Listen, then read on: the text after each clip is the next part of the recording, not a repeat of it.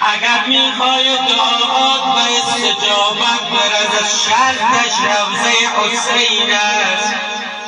این را من نمیگویم، همه معصومین میفرماید اگر گره به کارت افتاد برو دنبال کربلا، برو دنبال علی عبدالله. آی قربان مصیبت قربان مصائب که به زینب رسید، هر جا میری نام زینب است، کنار بدن بیجان مادر زینب، کنار فرد پاره شده بابا زینب، کنار تشت پر از خون حسن زینب، کنار گلوی پاره شده برادرش حسین زینب.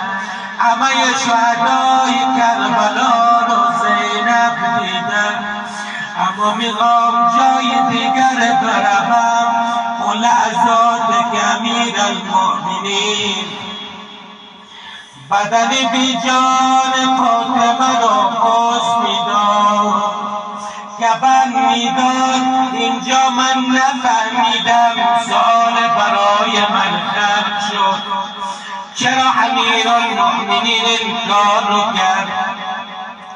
وقتی یک مادری از دنیا میروند، بزرگ خانه یا اقارب خانه بچه های کوچک و بیرون میبرند تا چشم بچه های کوچک و بدن مادرشون نیفتد.